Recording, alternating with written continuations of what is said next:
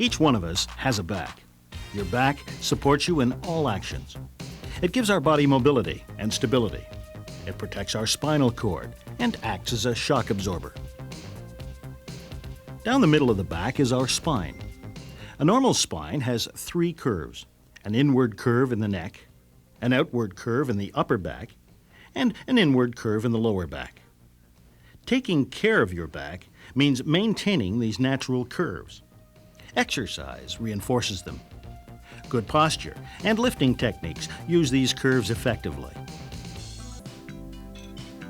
The spine consists of 24 little bones. Each bone is called a vertebra. 2 vertebrae form a facet joint. This allows the vertebrae to move on each other. Made of bone, the vertebrae are the weight-bearing part of the spine. Are you carrying a load? Walking on a hard surface? You may not think of it, but with every action you take, vibrations are sent through your body. The structure that absorbs all these shock waves is your spine.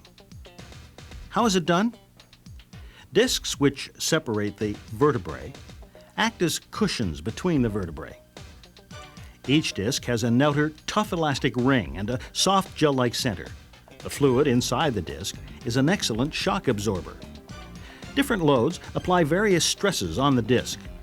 Twisting generates a lot of stress on the hard outside part of the disc and makes it vulnerable to injury.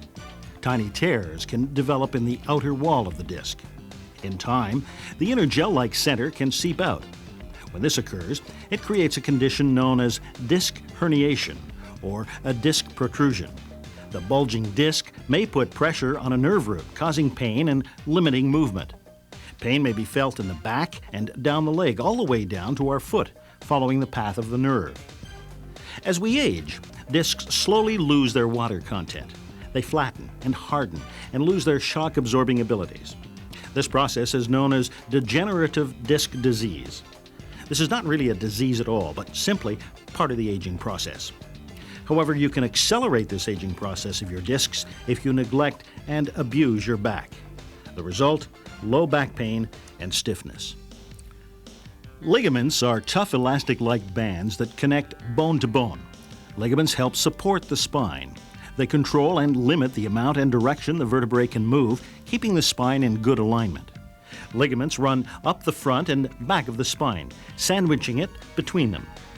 This is one reason it's impossible for a disc to slip out. There is in fact no such thing as a slip disc. Discs are firmly attached to the vertebrae above and below them. Nerves convey sensation throughout the body.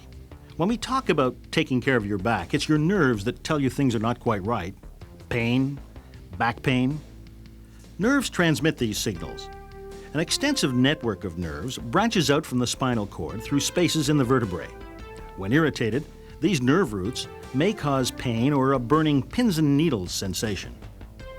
Pressure on a nerve root is often referred to as a pinched nerve. A disc herniation may cause a pinched nerve. Also, degenerative disc disease may make spaces between vertebrae so small that nerves are pinched. While working, if the pressure continues on an irritative nerve, it may lead to nerve damage. We may have numbness and muscle weakness in the part of the body the nerve supplies. A major nerve going down the leg is the sciatic nerve. The pain or pins and needles sensation going down the back of the leg is therefore commonly called sciatica. Muscles are an extremely important part of the back support system. Muscles assist the ligaments in supporting the spine. It's the only structure we have looked at which is under our voluntary control. Muscles can be contracted or relaxed to allow movement of the spine.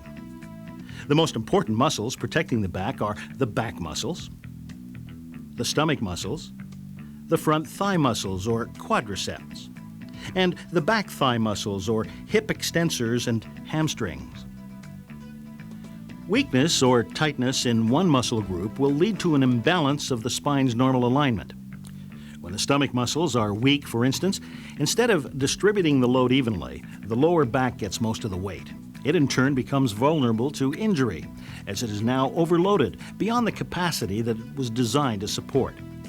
Since you have control over these muscles, muscle strengthening and stretching is one of the best things you can do for your back.